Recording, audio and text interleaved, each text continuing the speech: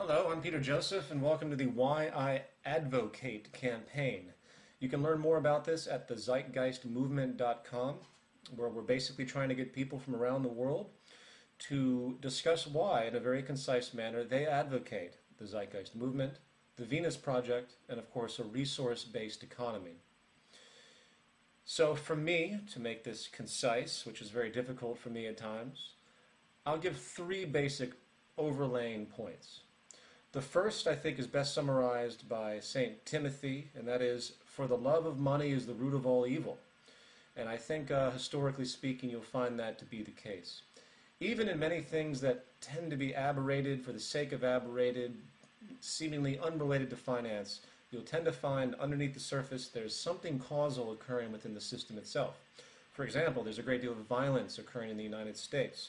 One of the most unique things that's been discovered recently by social scientists is that the degree of inequality in a current society, in a society, is directly proportional to the rates of violence across the whole spectrum of violent behavior.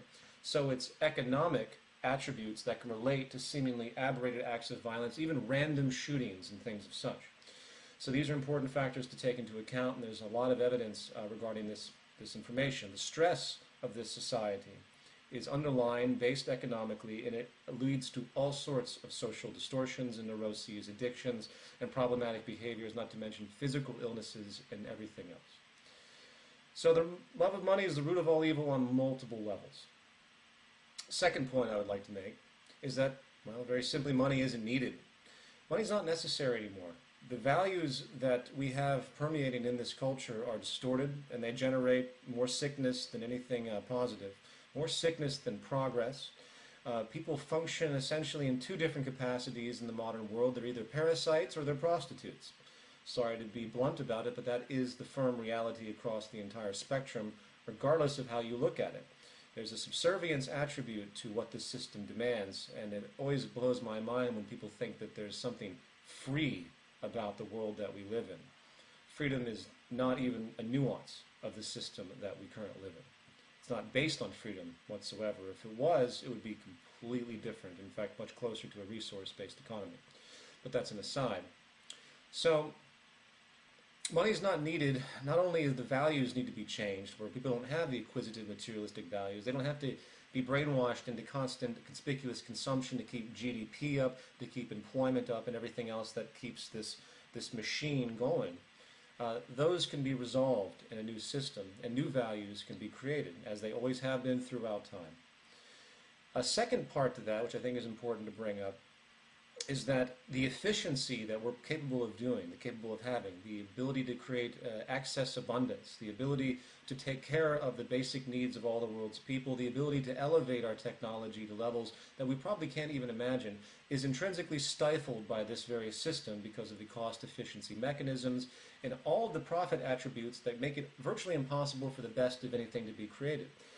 We could raise society to the state of present-day knowledge, which, if you analyze today, we're probably about 100 years behind, to be perfectly frank.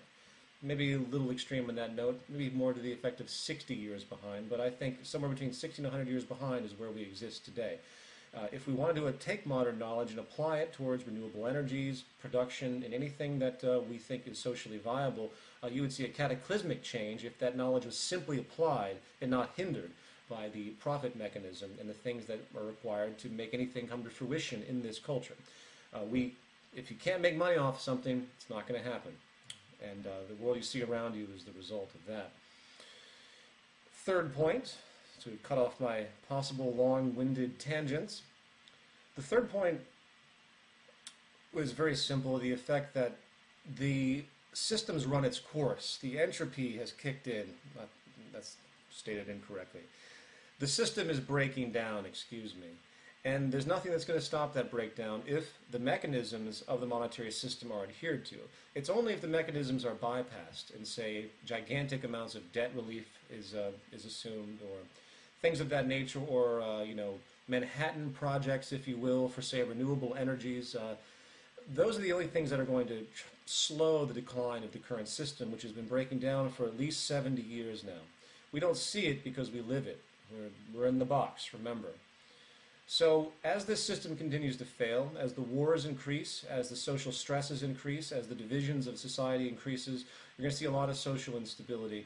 And it's about time people realize that there's no solution anymore within the current order. We're going to have to do something different. We have to change our way of thinking if we expect to resolve this and to create a stable society, a steady state society that can actually take care of the 7 to 8 billion people that are on this planet, or going to be on this planet. So I'm going to leave it at that. Loose distinctions, but I hope everyone will go to the zeitgeistmovement.com and look into those points. And thank you for your time, and I hope to see a flood of such testimonials from all of you in the near future. Thank you.